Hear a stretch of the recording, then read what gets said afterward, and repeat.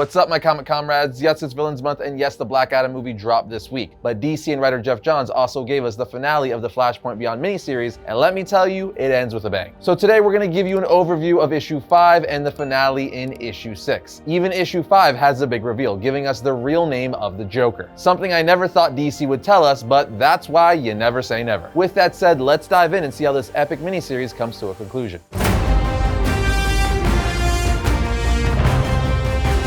Issue 5 opens just 2 days after the Dark Crisis. We first see Mr. Terrific on a talk show being asked to explain to the viewers what the Great Darkness really is. He tells them the simplest way to define it, Miss Chen, is an ancient living corruption that can infect and control sentient life. When it was unleashed, the Omniverse as we know it was nearly destroyed. Again, not that this latest disaster directly affected our Earth. Instead, the Omniverse outside of our universe seems to have been altered. Chen asks, and the Omniverse itself is defined as... He tells her the Omniverse is the totality of all parallel worlds, and the multiverses that contain them. The Omniverse is everything, and everything matters. Dr. Baxter, who was also on the show and part of the Time Masters, laughs, saying, "I've watched your Cord Talks, Mr. Holt, so that'd be a first." With all due respect, the Omniverse is hardly everything. Yes, it has been the center of the exhaustive crises that have threatened us, perpetrated by the great evils of this dark age. Evils like the Anti-Monitor, Alexander Luthor, and Superboy Prime. Darkseid, the so-called Batman who laughs, and most recently, Pariah in the Great Darkness. Yes, it's all grand and bombastic, but it's not everything. There are more important matters to all this than an infinite number of Earths or how many multiverses there are. You see, the truth is everything only matters when it matters in our hearts. Which is a very meta way of saying the only things that matter to comic fans are the things that they like.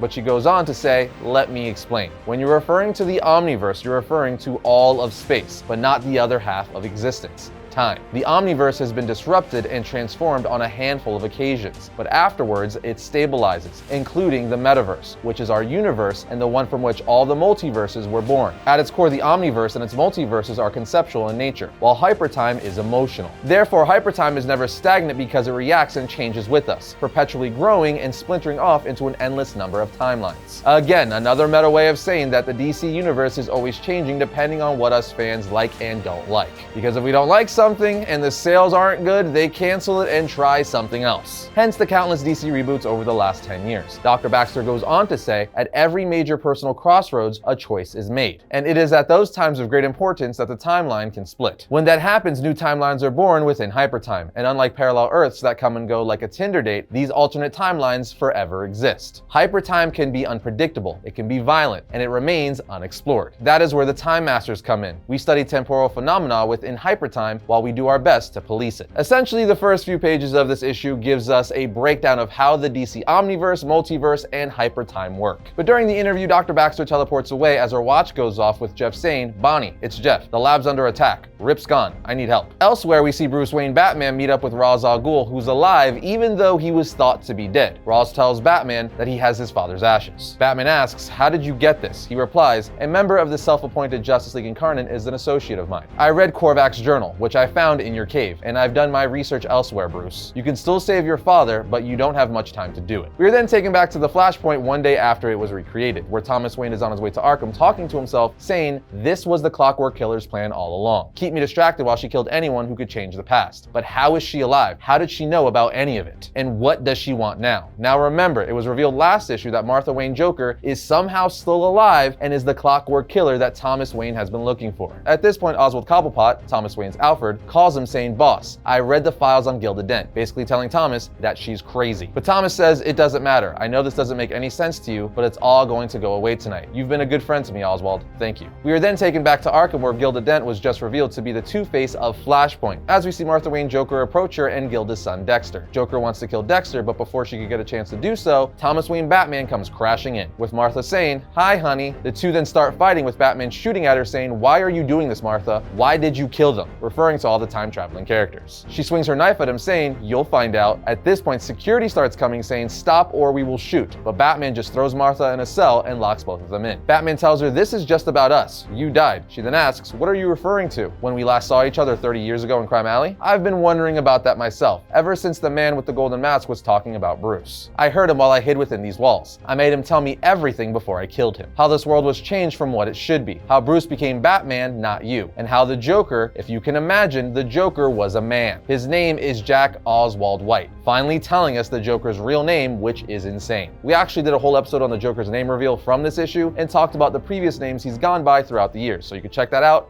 right here. In any case, Martha goes on to say, before the time travelers to be, Mr. White was the first one I went to see. How could I not? Out of simple curiosity. In this world, Mr. White was a failed comedian with a wife and child, stuck in a menial job cleaning the bathrooms at Wayne Casino. But they are a happy family, happier than we ever were, Thomas, as she stabs Thomas in the side, causing him to fall through the floor to a secret hideout of hers under Arkham. She tells him, Mr. Hayden, he sounded crazy. All this talk of other worlds, about you destroying this one to save our son. What I wouldn't do to save our son. Why do anything to save Bruce? Wouldn't you? As she puts her hands on some sort of time-traveling vehicle, saying, I know you have questions, Thomas, like where are we? After you left me for dead, I woke up and I found a stream that took me out of the cave. It led into the sewers. To here, like fate, it was a loony place to die. So I did it. It was where I first heard his voice, drifting down like a cleansing rain. This world shouldn't be, it said. I hunted down the people that would potentially know how to change time and took everything they knew, leaving a trail for you to follow, keeping you busy, while I built this. Then back in Bruce's cave, we see the globe cracking with Quirky saying, you see that, Bruce? The globe can't contain the hyper timeline. It's leaking through. Back to Martha, she tells Thomas, we're going to go back in time and ensure that it's us who die and that Bruce lives. All it costs is the entire universe. So what's it gonna be, Thomas, as she puts her hand out to him while also pointing a gun at him. Then back on Earth Zero or Earth Prime, we see Rip Hunter arrive before Bruce saying, you know why I'm here, Bruce. Bruce looks at him saying, I won't let you interfere. With Corky Baxter jumping in saying, Batman, you can't do anything to stop the boss. I warned you, but you wouldn't listen. And now you're up a creek without a paddle. And this, my friends, leads us to the 6th and final issue. But first, we got something from today's sponsor, Trends International, that you have to see. Superman has Metropolis, Spider-Man has Queens, and Batman has Gotham. Today we're partnering with Trends International to show you guys this awesome wooden map of the Dark Knight's favorite night spot, Gotham City. I freaking love this thing. This officially licensed artwork is 15 inches by 25 inches and is laser engraved into locally sourced solid pine. And with them being made on real wood, each piece is one of a kind. Each is unique due to variations in the wood coloring, grains, and takes more than 90 minutes of laser time to create. However, for each tree used in creation of these pieces, 5 trees are planted through the nonprofit One Tree Planted. And this amazing art isn't the only offered by Trends. Check it out. It's an OG Star Wars poster laser engraved into wood. And while both of these are going to stay right here in Variant Studios, I have to say these make a perfect gift for any occasion. In fact, it was chosen for Pop Insider's holiday gift guide as must-have merch, best geeky gift. Trends has more designs coming soon as well, so visit shoptrends.com now to get this exclusive art or click our link in the description. And while you're there, take a look at their premium wall decor, calendars, posters, and all sorts of fandemonious goodness. And when you check out, use code VARIANT10 to get 10% off your order. But that offer is only valid through November 20th,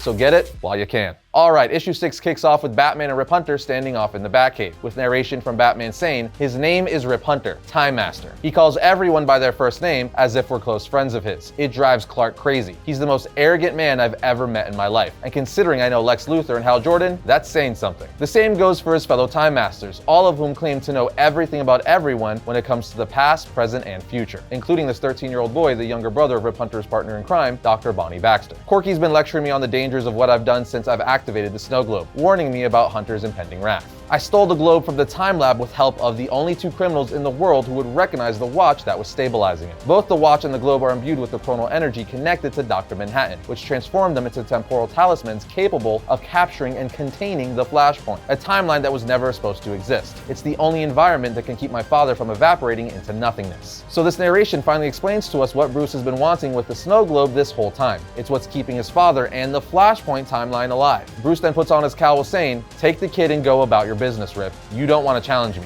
Not this time. Rip tells Batman, I realize this is extremely personal for you, Bruce, but imprisoning the Flashpoint inside of that globe is like trying to keep a tornado in a jelly jar. It's only a matter of time before the glass shatters. As he says this, the snow globe starts lighting up with lightning as Rip says, your father is rejecting the timeline like a body rejecting an organ. And the truth that you didn't know about your mother has made things worse. But of course, Batman isn't about to let them take the globe, so he dives for it, telling Rip, you're in my house, Dr. Hunter, and I didn't invite you. Meanwhile, inside of the Flashpoint, which is inside of the globe, we see Martha Wayne trying to convince Thomas to get inside of the time sphere, which is all set to take both of them back to that night in Crime Alley to Bruce and Joe Chill. She goes on to tell Thomas, there are 2 seats, you see, because we're going to go back and we're going to save our son together. I swore an oath, Thomas, till death do us part, and I'm going to see that through. This is what you want too, isn't it? To turn our lives into a bad dream, to erase our painful existence of grief and emptiness, to end it all. She then reaches her hand out to Thomas saying, the ends aren't the only things that justify justify the means. It's the beginnings too. Your mission of rage taught me that, Thomas, so now we fix this broken universe no matter who it kills. He then grabs her hand, stands up, and kisses his psychotic wife. But he then pushes her away, saying, no, the people you murdered, Barry Allen, my employees. She says, oh, what are you worried about them for? You said it yourself, Thomas, many times over. Nothing matters here. At which point, Gilda, aka Flashpoint Two-Face, comes walking in with a gun to her son's head, saying, let's destroy it all. I don't want to be split in two like this anymore. Harvey's the one that's supposed to be the monster, not me. Then back with Bruce, we see him continue to fight Rip Hunter, who just evaporates one of his batarangs midair with a device. We then get a splash page that tells us everything going on in the Flashpoint universe right now, specifically the Kryptonian invasion that's about to happen. As it was revealed in earlier issues that in this reality, Superman was sent to Earth to conquer it in preparation for his fellow Kryptonians to make it their new Krypton. But Kal-El isn't about this and wants to defend Earth. Then back to Thomas and Martha, we see she's still trying to convince Thomas to get in the time sphere to save Bruce no matter the cost. At which point Dexter asks, Dr. Wayne, if you do that, what's going to happen to me? Dr. Wayne, am I going to die?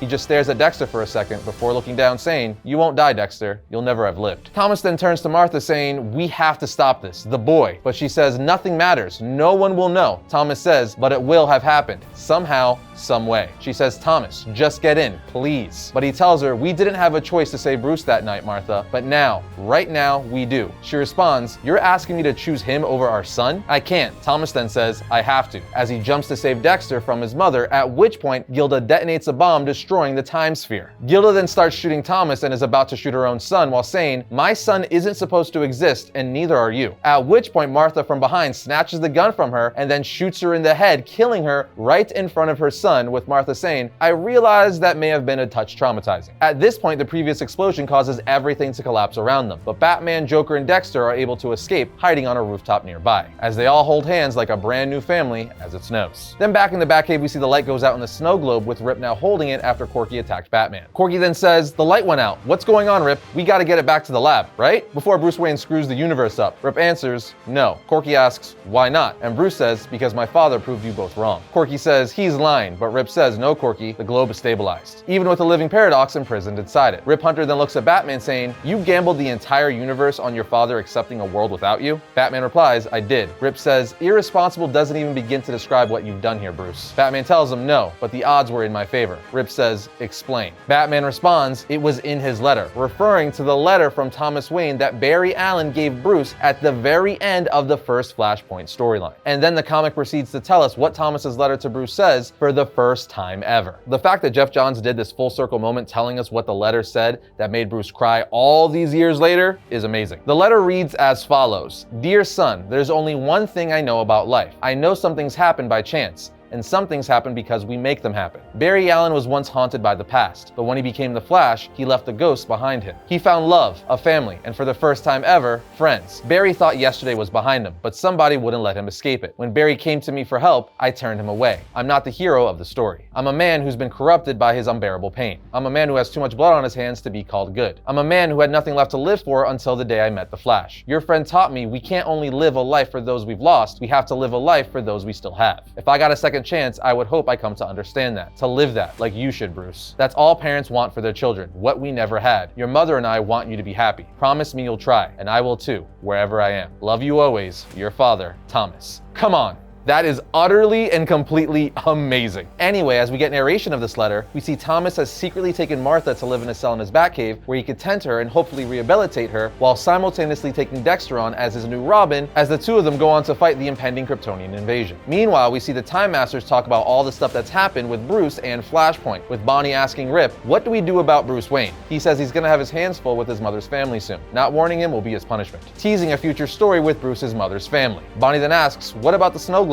Rip answers, after the way we've been compromised, it'll be safer in the Batcave than in the time lab. The comic then teases a bunch of things to come, such as the Golden Age Mr. Miracle, the Golden Age Legionnaire, Quiz Kid, the Harley Quinn's son, Judy Garrett, Cherry Bomb, Ladybug, John Henry Jr., the Golden Age Red Lantern, and so on. Then on the two final pages of the issue, we see Cleopatra Pack, aka Nostalgia, who was first introduced to us in Doomsday Clock issue 12 as an orphan girl obsessed with Ozymandias. And we see that along with her pet Bubs, she's looking for the Watchmen, giving us a tease for the eventual return return of the Watchmen. But with that, we have the conclusion of Flashpoint Beyond. This series was absolutely incredible, which was no surprise with Jeff Johns being at the wheel. This book had so many pivotal moments while bringing back the Flashpoint universe and implying that it will be a big part of the DC universe going forward. The story also revealed the Joker's real name as Jack Oswald White and set up several new aspects of the DC universe to come, including the potential return of the Watchmen. I just hope we get another Johns title so we can continue all the groundwork he laid in this series. I don't think I have a single bad thing to say about it, but what did you guys think of this series? Did you like it as much as I did? Let us know in the comments. And that's going to bring today's episode to a close, but if you enjoyed this one, be sure to check out this episode right here. And if you like all of our content, like, subscribe, and comment. It helps the channel grow. But other than that, I'll see you next time when I talk about all things comics.